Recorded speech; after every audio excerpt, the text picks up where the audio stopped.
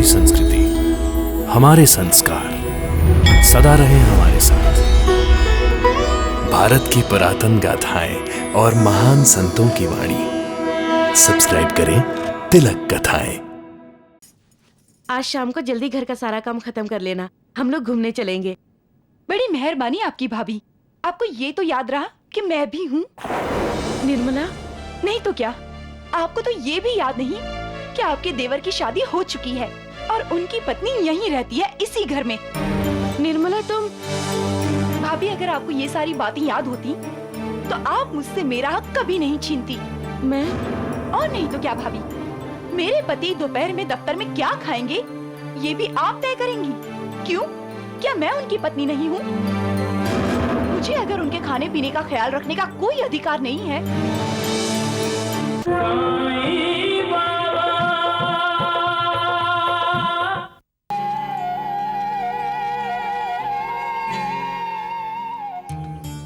आज का दिन अच्छा है। क्यों? देखते जाओ। प्रणाम साधु बाबा। प्रभु के दर्शन हो गए बेटा? हाँ बाबा। तुम्हारा काम हमने कर दिया है। तो क्या मुझे उन बाबा के दर्शन हो जाएंगे, उनके जिनको मैंने सपने में देखा है? हाँ, हम सब ने मिलकर तुम्हारी इच्छा की पूर्ति के लिए जाप किया है। बहुत बहुत धन्यवाद, बहुत बहुत धन्यवाद। इन्हें जाप का 100 रुपया दे दो बेटा। हाँ जी, ये लीजिए, लीजिए। रामलाल जी ने झट से 100 रुपए दे भी दिए। तुम्हारे सपनों में जो बाबा आते हैं वो वहां बैठे हैं, उस पेड़ के नीचे।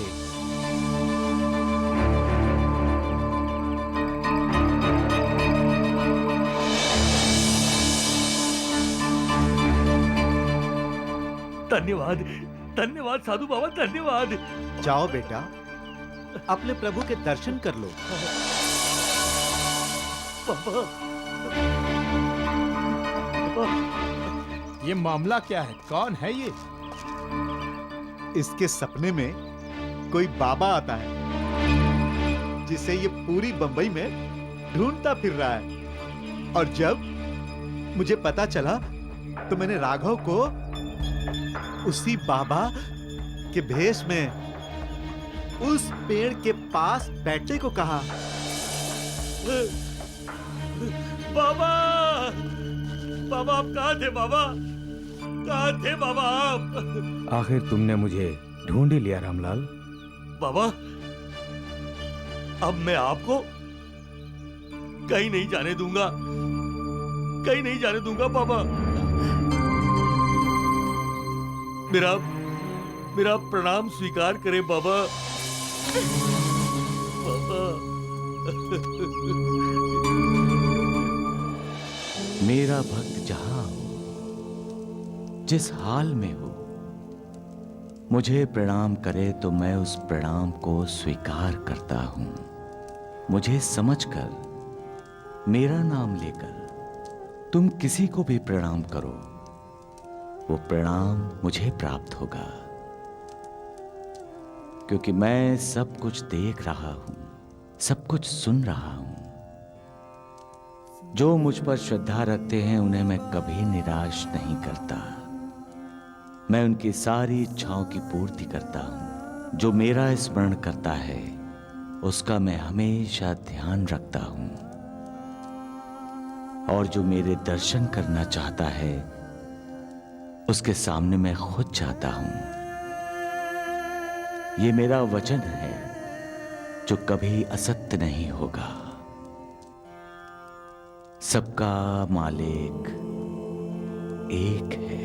ओ मनीषा, ओ मनीषा, मेरी प्यारी बीवी कितने हो? मनीषा, ओ तुसी कितने हो? ओए की हो गया जी? आज बड़ा प्यार आ रहा है अपनी बीवी पर।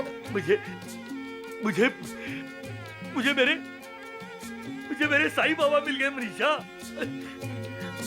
मुझे मेरे बाबा मिल गए मनीषा, मेरे बाबा मिल गए। वही जो आपके सपने में आते थे। मनीषा, मेरे बाबा के दर्शन करके मैं धन्य हो गया। बहुत अच्छी बात है। आप हाथ मुंह धो लीजिए, मैं आपके लिए लस्सी का बड़ा ग्लास लेकर आती हूँ। ठीक है। बाबा। रामलाल, रामलाल,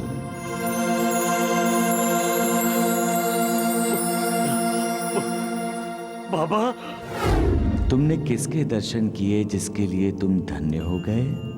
मैंने आपके दर्शन किए हैं बाबा। तुम्हें धोखा हुआ है रामलाल, वो मैं नहीं। वो आप नहीं थे तो आप कहाँ हैं बाबा? मैं तो हमेशा अपने भक्तों के दिल में रहता हूं। रामलाल, मुझसे मिलना चाहते हो? हाँ बाबा। मैं भी तुमसे मिलना चाहता हूं। तुम्हारे हमारे पुराने संबंध हैं। मेरे पास जरूर आना।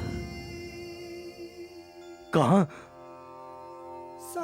कहाँ आऊं बाबा? अपनी मंजिल खुद ढूंढो रामलाल। पहले अपने अंदर मेरे पास आने की इच्छा बनाओ।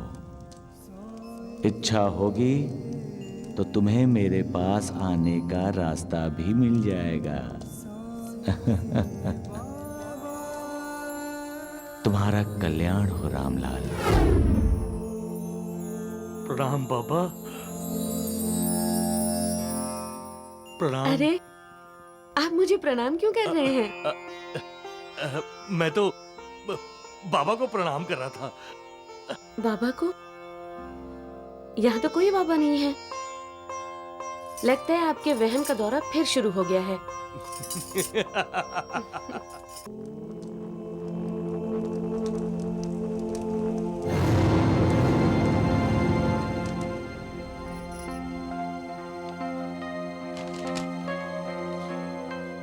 निर्मला, पेपर उठाना जरा।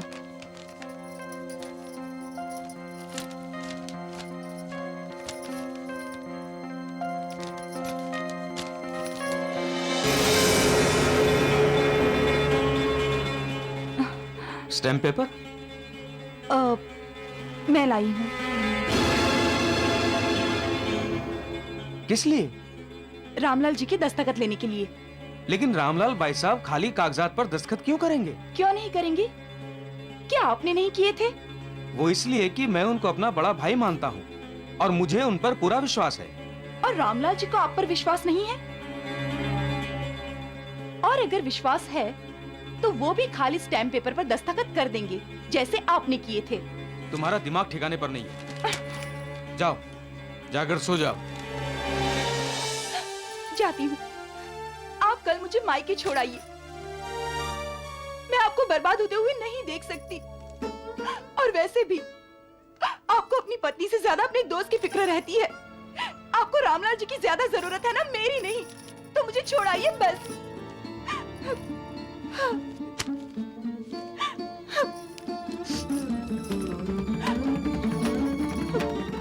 क्या कर रही हो? क्यों बात को बढ़ा रही हो निर्मला?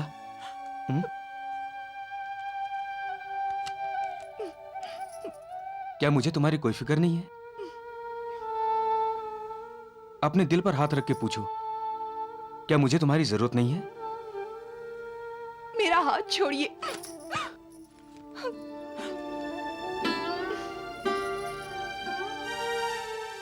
सारे समाज के सामने, पवित्र अग्नि के सामने हाथ पकड़ा है तुम्हारा, छोड़ने के लिए नहीं।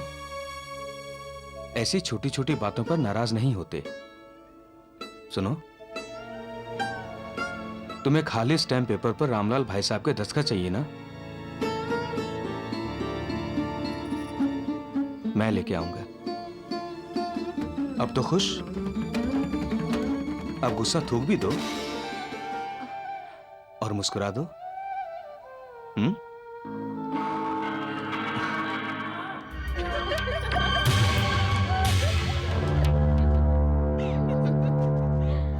भाई, इसमें इतना खुश होने वाली क्या बात है? कि श्याम सुंदर रामलाल जी से कोरे स्टैम्प पेपर पर दस्तखत करवा लेगा। उल्टा मुझे तो रोना आ रहा है। देविका, निर्मला के जरिए तुम दो दोस्तों की दोस्ती में आग लगाने की सोच रही हो। आपको तो हमेशा मेरी बात बुरी ही लगेगी। दोस्ती में आग लगती तो देख ली आपने, लेकिन आपने ये नहीं देखा कि हमारे दामाद हमारी बेटी की मुट्ठी में है। किसी भी कीमत पर वो हमारी बेटी को नाराज नहीं करेगा। निर्मला अब श्याम सुंदर को अपने इशारों पर नचा सकती है। माँ, मैं उनसे आज ही कह देती हूँ, वो आज ही रामलाल जी के दस्तखत कोरे स्टैम्प पेपर पर करवा लेंगे। नाना बेटी, बिल्कुल नहीं। क्यों, क्या हुआ? भरपूर हमला करने के लिए कभी कभी 2 कदम पीछे लेने पड़ते हैं। इस वक्त श्याम सुंदर चाहे तुमसे जो कहे, लेकिन उसका दिल तुम्हारी तरफ से जरूर खट्टा हुआ होगा। वो तो है। और तुम्हें उसका दिल जीतना है। हाँ, तभी तो राजेंद्र साइकिल जीत पाओगी। इसलिए अब कुछ दिनों के लिए ये स्टैम्प पेपर और रामलाल का दस्तखत पूरी तरह भूल जा।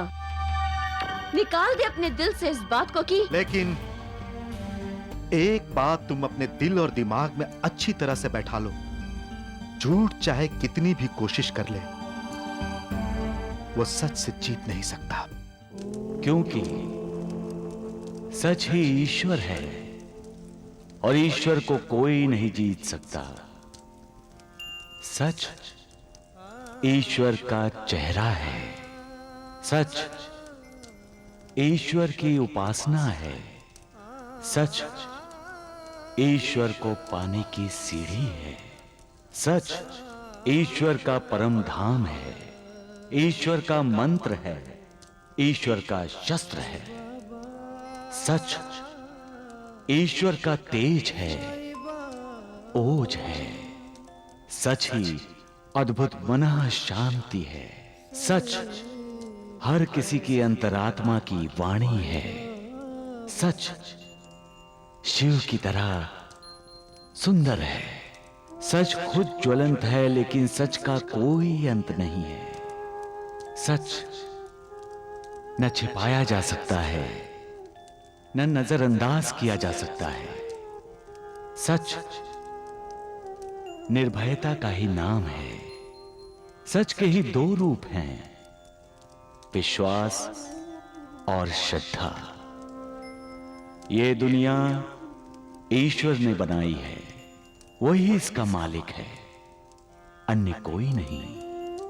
यही सत्य है, सबका मालिक एक।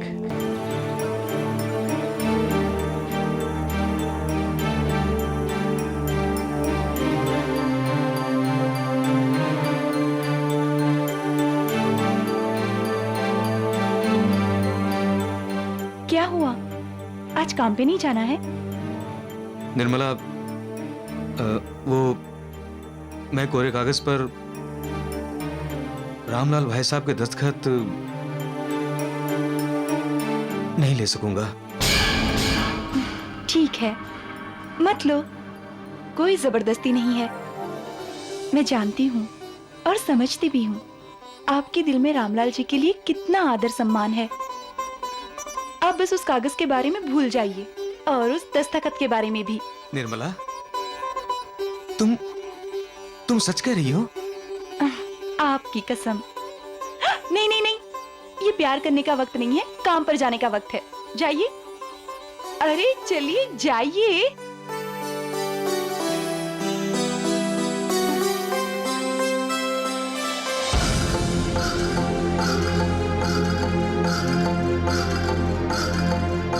ये जो प्यार और विश्वास है ना रामलाल जी के लिए, एक दिन इसे कच्चे घड़े की तरह तोड़ के रख दूंगी। निर्मला, भाभी, तुम्हें भिंडी की सब्जी बहुत पसंद है ना? मैंने खास तुम्हारे लिए बनाई है, अभी खा लेना।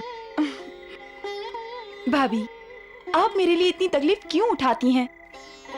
अरे, इसमें तकलीफ की क्या बात है?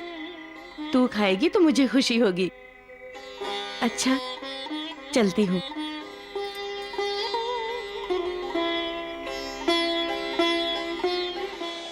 माई, खाना दो माई, भूखा हूं माई, 2 दिन से कुछ नहीं खाया माई, खाना दो माई। ए सुनो, रुको। भिंडी की सब्जी खाओगे? जरूर खाऊंगा माई, दे दो माई।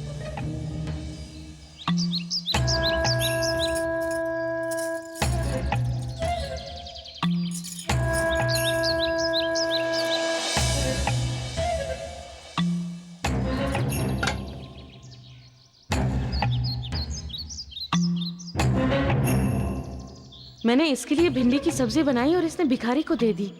मतलब ये मेरा खाना पसंद नहीं करती। शुक्रिया।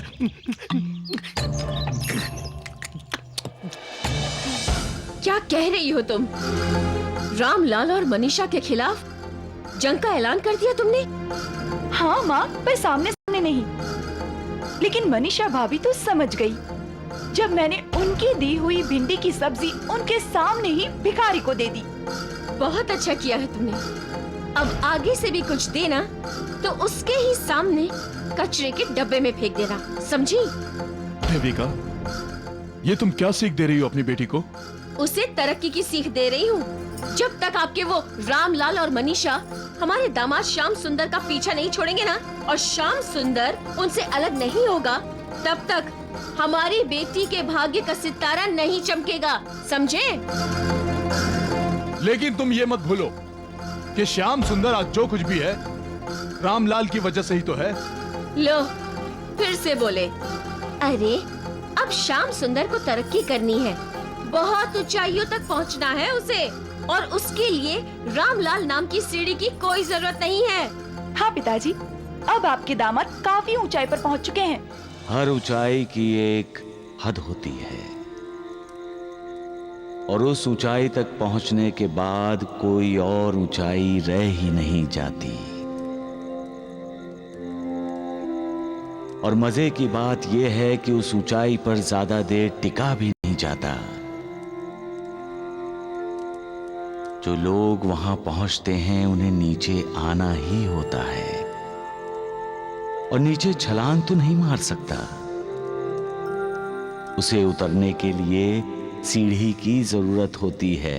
हम ऐसी चालें चलेंगे कि श्याम सुंदर कभी नीचे आएंगे ही नहीं, सिर्फ आगे बढ़ते रहेंगे। इंसान कहां तक आगे बढ़ सकता है, और फिर इतना आगे नहीं बढ़ना चाहिए कि उसे अपने दोस्त, रिश्तेदार कोई दिखाई ही ना दे। बेटी, तू अपनी मां की बातों पर बिल्कुल ध्यान मत दे। रामलाल जी जैसा भला इंसान बहुत मुश्किल से मिलता है। तेरा पति तो बहुत भाग्यशाली है जो। निर्मला, तेरे भाग्य का उदय तभी होगा जब रामलाल के साथ श्याम सुंदर की दोस्ती का अस्त होगा।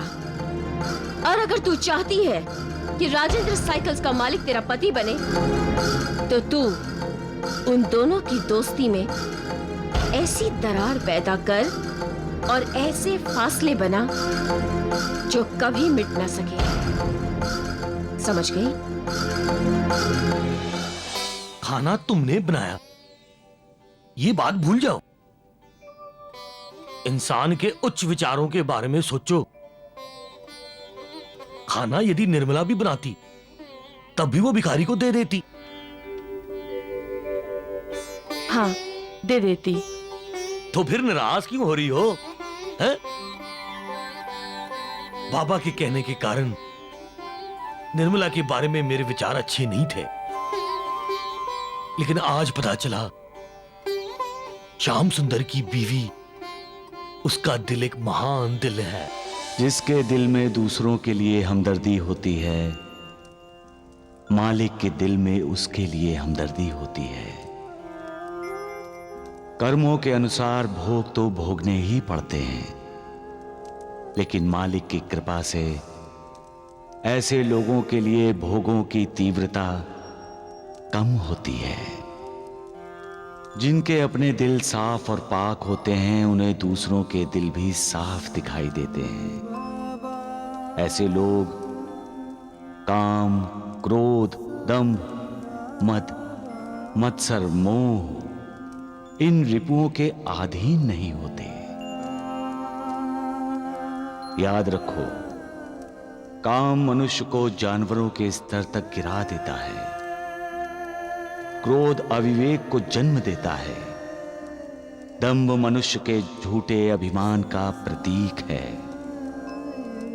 मद मनुष्य को उन्मत्त बना देता है। मोह मनुष्य को इस मोहमयी दुनिया में उलझाए रखता है, जिसके कारण वो ईश्वर को ही भूल जाता है। मत्सर ईर्ष्या को जन्म देता है। साईनाथ, इन 6 दुश्मनों से मनुष्य को कौन मुक्ति दे सकता है? सद्गुरु। जो सद्गुरु के उपदेश पर चलता है, षटरिपु यानी ये 6 दुश्मन उनका बाल बांका भी नहीं कर सकते। बाबा, ये सुंदराबाई कौन सा रिपु है? और उस दुश्मन से शिरडी वासियों को कौन बचाएगा? कौन मुक्ति देगा उन्हें बाबा?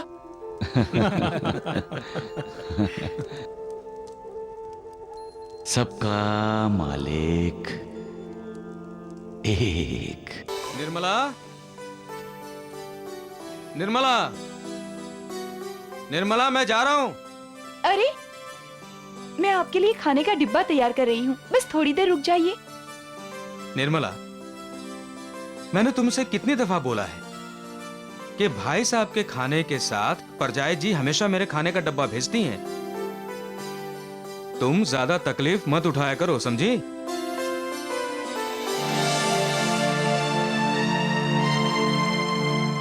चले गए।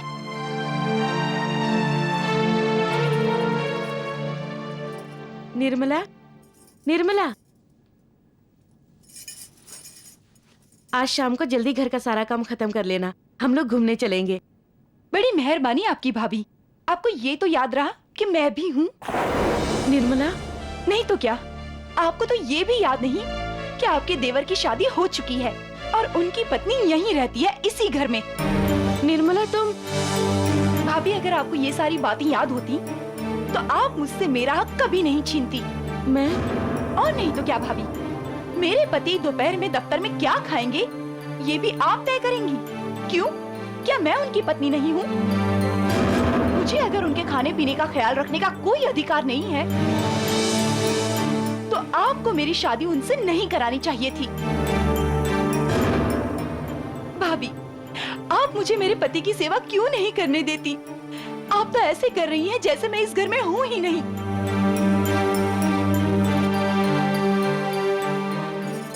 माफ कीजिए भाभी, लेकिन कल से इनका खाना मैं बनाकर भेजूंगी, आप नहीं। आप बस अपने पति का खाना अलग से भेजिए।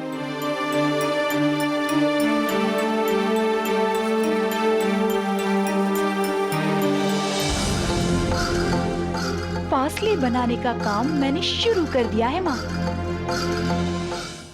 मनुष्य मनुष्य के बीच प्यार हो तो उनके बीच के फासले मिट जाते हैं, और नफरत हो तो फासले बढ़ जाते हैं। हमें फासले बढ़ाने नहीं चाहिए बल्कि मिटाने चाहिए। कलह और विवाद ही मनुष्य को मनुष्य से दूर रखता है। इससे इंसान छोटी छोटी बातों में उलझता रहता है, मालिक को याद करना भूल जाता है।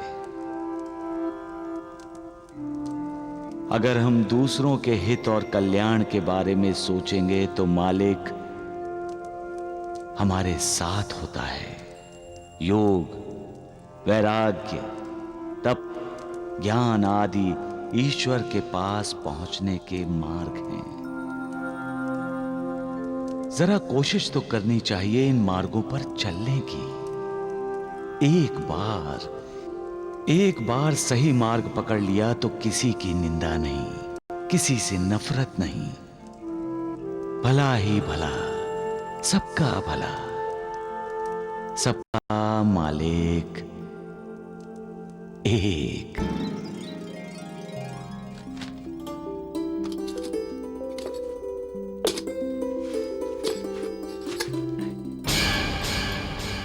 ऐसा कैसे? मनीषा दूसरी थाली रखना कैसे भूल गई? आइए भाई साहब, खाना खाते हैं, बहुत जोर की भूख लगी है। अरे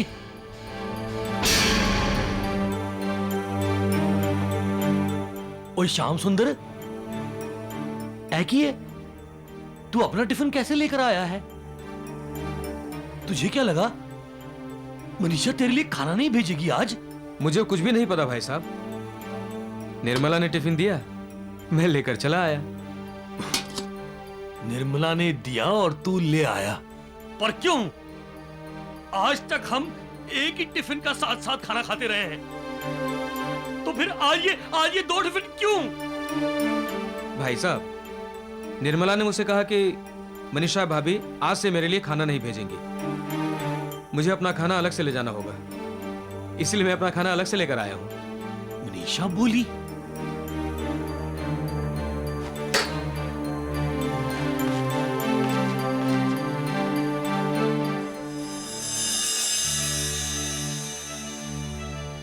मनीषा, मुझे एक बात का साफ साफ जवाब चाहिए। तुमने आज श्याम सुंदर के लिए खाना क्यों नहीं भेजा?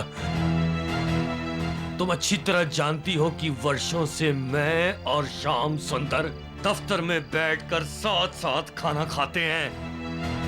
फिर आज ऐसा क्या हो गया जो सामने खाना होते हुए भी हम दोनों को भूखा रहना पड़ा?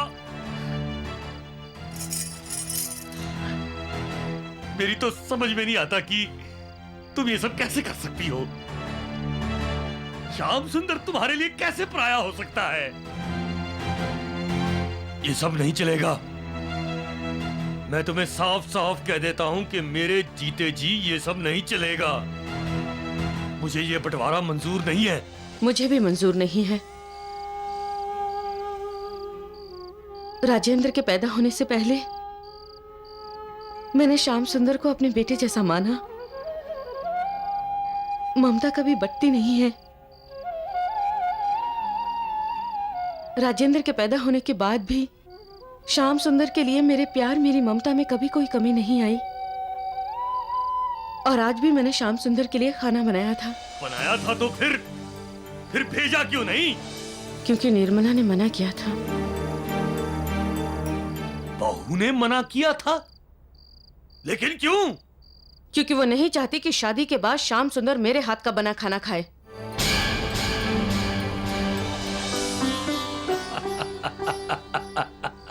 हद हो गई, हद हो गई।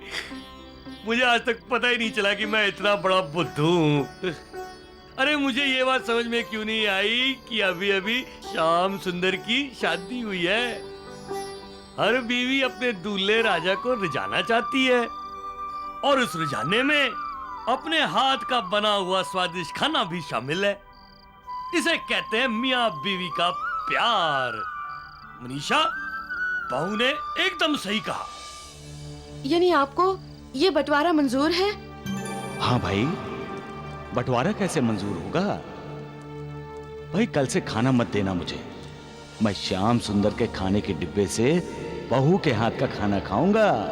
ये किसने अभी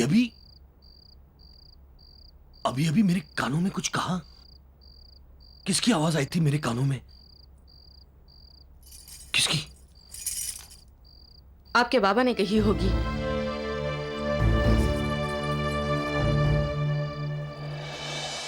जो दूसरों के लिए गड्ढा खोदता है वो स्वयं उसी गड्ढे में गिरता है। सबका मालिक एक।